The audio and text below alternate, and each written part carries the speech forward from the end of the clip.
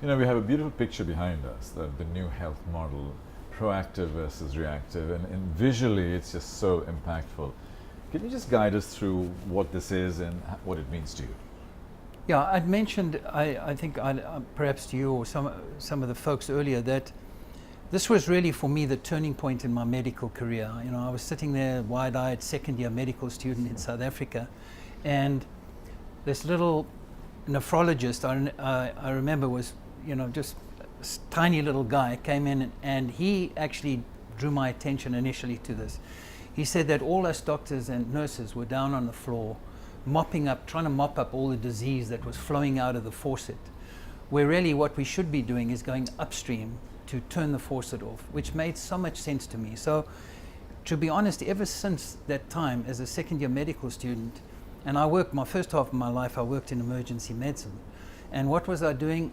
I was basically dealing with crisis medicine, you know, the person coming in with a heart attack or with a stroke or whatever, diabetic ketoacidosis. So it was always the reactive disease model, whereas what we're trying to do now with eternity medicine is to move it upstream where we can turn off the faucet. And that's really the goal of us. We want to democratize healthcare, which is really being able to deliver this very inexpensively in a less toxic manner to people around the globe, because to be honest, to reverse and cure diabetes is actually very easy. We are now able to cure most type 2 diabetes in 4 weeks, which is unheard of. You go to most endocrinologists, oh my goodness, there's a serious disease, you're gonna have to learn to live with it.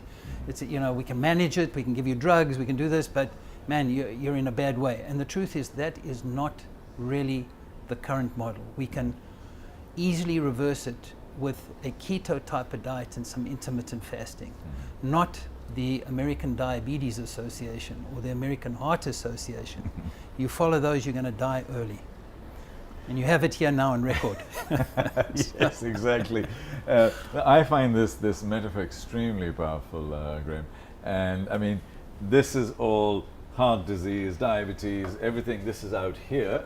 And so when you close the tap here, what are you doing? You're looking at nutrition, like diets and keto diets? You're looking at lifestyle issues? Look, what are you? The true root cause of all these diseases are really half a dozen root causes. Yeah. And by far ahead of anything is nutrition. Yeah. But inflammation is also a very important factor, and that comes from a number of things, but primarily also from nutrition. Toxins in our environment, you know, the incidence of cancer.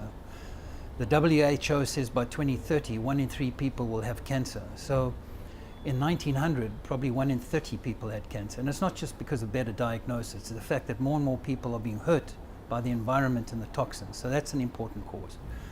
The gut microbiome has also turned out to be majorly important. We've got more bugs in our gut than we have human cells in our body. 100 trillion bugs, 30 trillion human cells. So other things, you know, getting the right nutrients and supplements. There are a few supplements. Most people here in the Middle East are deficient in vitamin D, and in most parts of the world, India, other places. So some judicious use of supplements. And obviously then also the mind-body effect is tremendously important.